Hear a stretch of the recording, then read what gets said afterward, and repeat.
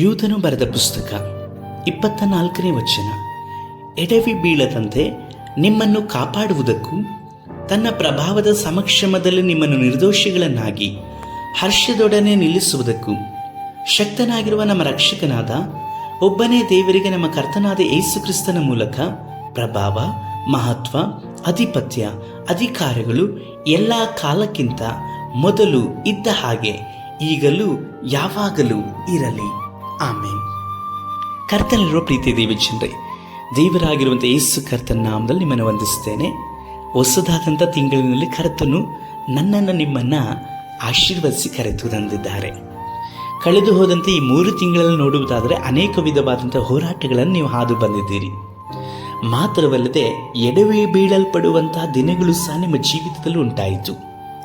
ಕೆಲವರ ಮಾತು ಮಾತ್ರವಲ್ಲದೆ ಕೆಲವರ ಆಶ್ರಯವನ್ನು ಸಹ ನೀವು ನಿರೀಕ್ಷಿಸಿದ್ರಿ.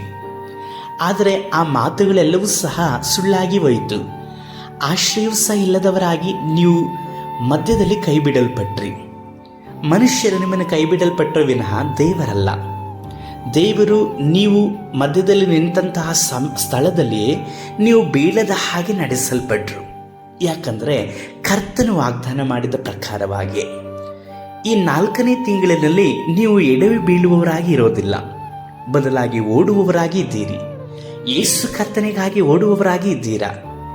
ನೀವು ಎಡವಿ ಬೀಳುವ ಹಾಗೆ ನಿಮ್ಮನ್ನು ಮಧ್ಯದಲ್ಲಿ ಕೈ ಬಿಟ್ಟರಲ್ವಾ, ಅವರೆಲ್ಲರೂ ಸಹ ನಿಮ್ಮ ಜೊತೆಯಲ್ಲಿ ನಡೆಯುತ್ತೇವೆ ಎಂಬುದಾಗಿ ಹೇಳಿ ಬಂದರು. ಆದರೆ ನಿಜವಾಗಿ ನೋಡುವುದಾದರೆ ನೀವು ನಡೆಯಲಿಕ್ಕೋಸ್ಕರವಾಗಿ ಕರ್ತನಿಂದ ಆರಿಸಿ ತೆಗೆದುಕೊಂಡಂಥವರಲ್ಲ.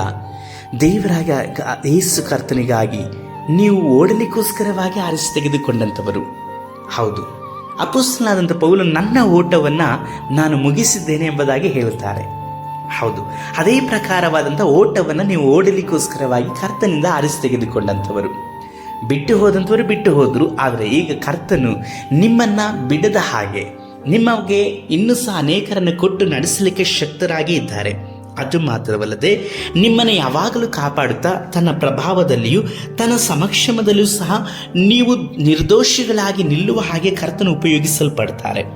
ಯಾಕಂದರೆ ಆತನು ಶಕ್ತನಾಗಿರುವ ಆತನು, ಪ್ರಭಾವವುಳ್ಳಂಥ ದೇವರು, ಅಧಿಪತ್ಯವುಳ್ಳಂಥ ದೇವರು, ಎಲ್ಲದರ ಮೇಲೂ ಸಹ ಅಧಿಕಾರವುಳ್ಳಂಥ ದೇವರು, ಯಾವಾಗಲೂ ಮಾನ ಮಹಿಮೆ ಇರುವಂಥ ಸರ್ವಶಕ್ತನು ನಿನ್ನ ಸಂಗಡ ಇದ್ದಾರೆ. ಹಾಗಾಗಿ ಈ 3 ತಿಂಗಳಿನಲ್ಲಿ ಕಳೆದ ತಿಂಗಳು ನೀವು ಅನುಭವಿಸಲ್ಪಟ್ಟಂಥ ನೋವು, ಯಾತನೆ, ಇಕ್ಕಟ್ಟು, ಮನುಷ್ಯರ ಮಾತುಗಳನ್ನು ನಂಬಿ ಸೋತು ಹೋದಂಥ ದುಃಖಿಸಿದಂಥ ಎಲ್ಲ ದಿನಗಳಿಗೆ ಬದಲಾಗಿ ಕರ್ತನು ಈ ನೂತನ ತಿಂಗಳಿನಲ್ಲಿ ಹೊಸ ಕಾರ್ಯಗಳನ್ನು ನಿಮ್ಮ ಜೀವಿತದಲ್ಲಿ ಮಾಡುವವರಾಗಿದ್ದಾರೆ. ಕರ್ತನ ಸಮಕ್ಷಮದಲ್ಲಿ ಒಪ್ಪಿಸಿಕೊಟ್ಟು ಪ್ರಾರ್ಥಿಸೋಣ.